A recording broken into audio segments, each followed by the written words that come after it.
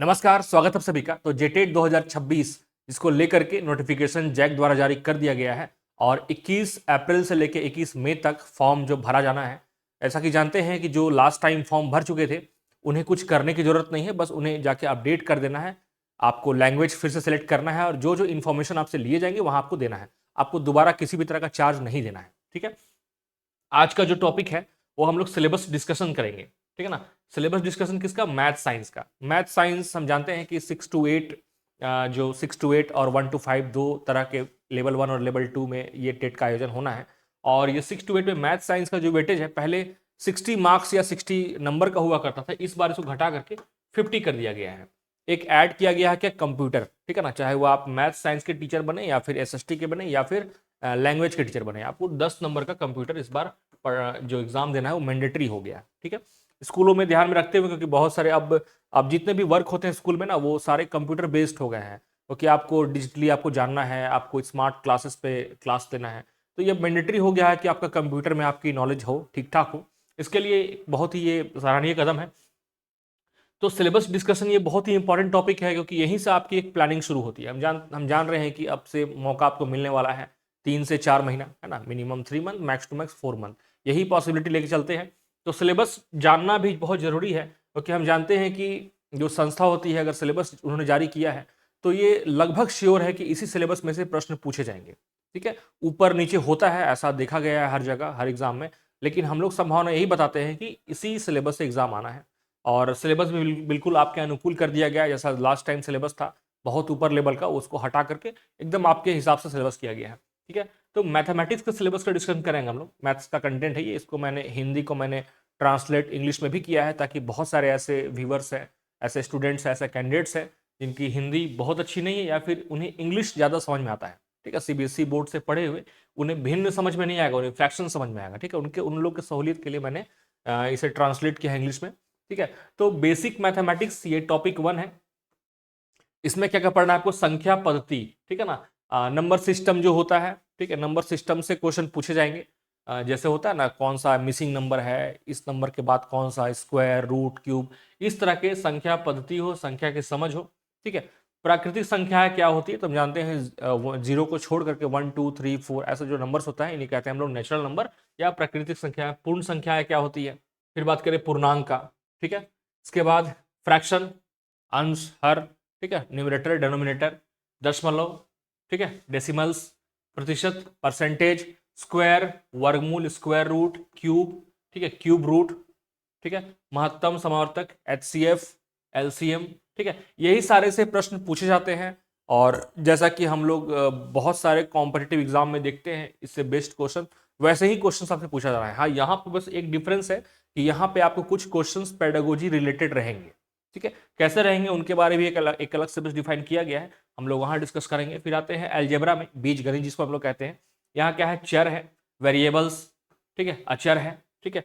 बीजीय व्यंजक, algebraic expressions, जो फॉर्मूलाज होते हैं उन पे बेस्ड होता है ना, a+b का whole square, whole cube, a-b का होल क्यूब, इस पे बेस्ड क्वेश्चंस रहने वाले हैं। घात, जो पावर्स वाले क्वेश्चन होते हैं।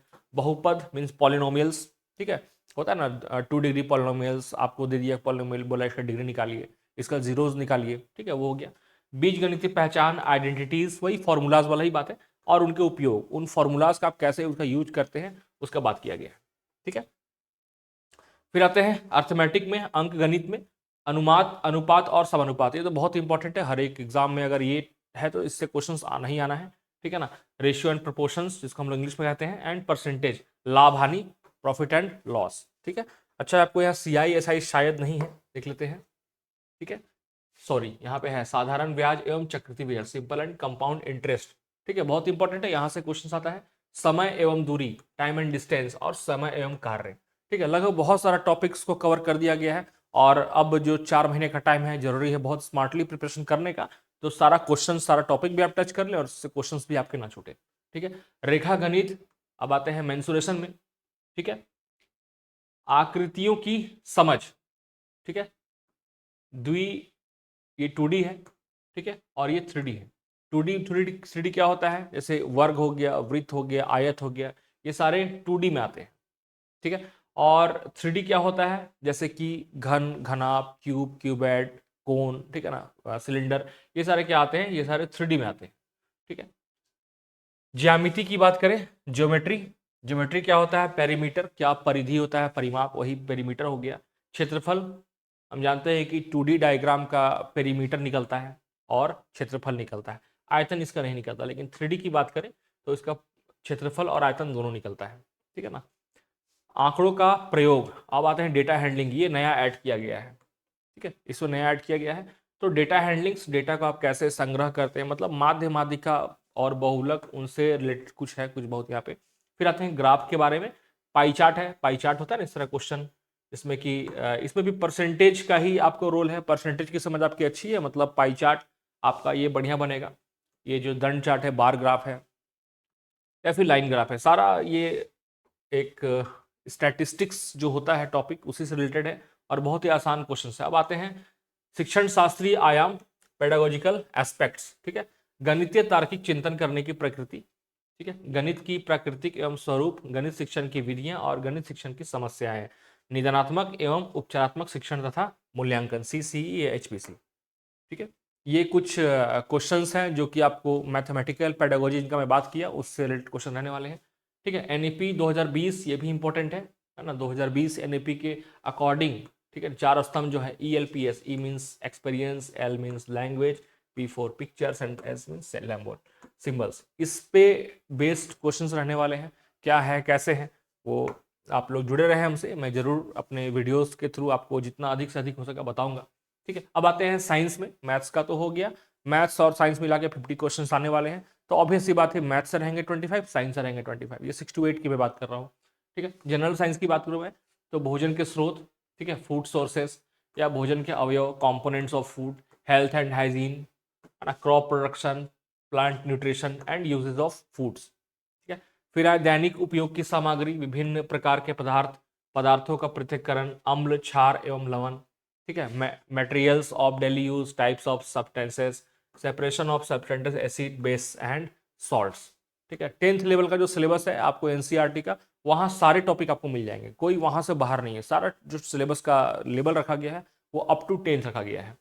आसपास की वस्तुएं, थिंग्स अराउंड अस, ठीक है, living world, classification of living organism, habitat, plant structure and function, animal structure and function, environment effects on living beings, ठीक है, biodiversity, conversation, respiration, digestion and excretion, ठीक है। ये टॉपिक्स है, मतलब फिजिक्स, यहाँ पे सारे जो टॉपिक है यहाँ पे देख रहे हैं जनरल साइंस का टॉपिक है ये, ठीक है। हम देख रहे हैं कि थोड़ा सा केमिस्ट्री और बायोलॉजी का यहाँ पे मिक्सअप है। फिर बात करें फिजिक्स का, देखिए टॉपिक है ना, measurement, motion, force, friction and sound, physics, chemistry, biology तीनों मिक्स होकर के आपका साइंस बना है, वहां से आपको 25 नंबर रहने वाले हैं, ठीक है। विद्युत धारा, electric current, electric circuits, electrical devices, magnetism, light, heat and temperature, ठीक है। कुछ प्राकृतिक घटनाएं, natural phenomena, pollution, uses of energy, जल चक्र मतलब water cycle, greenhouse effect, ozone layer, types of pollution, waste management, ठीक है। और इससे रिलेटेड कुछ शास्त्रीय इसके आयाम जो होते हैं, है ना, पेडागोजिकल एस्पेक्ट्स, विज्ञान की प्रकृति एवं संरचना, nature and structure of science, objectives of science teaching, ठीक है। फिर विज्ञान की समझ, अंडरस्टैंडिंग साइंस, ये हमारा जो आसपास जो घटनाएं हो रही होती है उनकी समझ आपकी कितनी है, उससे रिलेटेड ये क्वेश्चंस रहेंगे। विज्ञान शिक्षण की विधियां, स्टीम, स्टीम के जगह में मुझे लगता है कि स्टेम होना चाहिए, है ना, स्टेम आधारित शिक्षण, अवलोकन प्रयोग आधारित शिक्षण आदि, methods of teaching science, STEM approach, observations, experiment, inquiry based learning, etc, ठीक है। अब बात करें uses of curriculum materials, teaching aids, innovative teaching, मतलब जो भी साइंस का जो क्वेश्चंस रहने वाला है 25 मार्क्स या मैथ्स का 25 रहने वाला है, तो ऐसा आपको नहीं मानना है कि पूरा मैथ सॉल्व करने को मिलेगा, ठीक है ना। जो पेडागोजिकल क्वेश्चन रहेंगे उनका भी वेटेज ठीक ठाक रहने वाला है। अगर हम यूं कहें कि 50 क्वेश्चंस में से उनका वेटेज 20 रहे तो ये गलत नहीं होगा, है ना। हो सकता है कि ये 20 के जगह 25 भी रहे 50 में, ठीक है, ये बात ध्यान रहे। तो 20 से 25 क्वेश्चन आपको पेडागोजिकल रहेंगे, तो सिर्फ मैथ और साइंस पढ़ लेने से नहीं होगा, उसका एस्पेक्ट्स, पेडागोजिकल एस्पेक्ट्स कैसा होता है उस सब्जेक्ट को लेकर के, इनकी जानकारी आपकी होनी जरूरी है, ठीक है। तो ये कुछ मैंने सिलेबस को यहाँ पे दिखलाया, जिसे मैंने ट्रांसलेट इंग्लिश और हिंदी बाइलिंगुअल में किया है, ठीक है ना।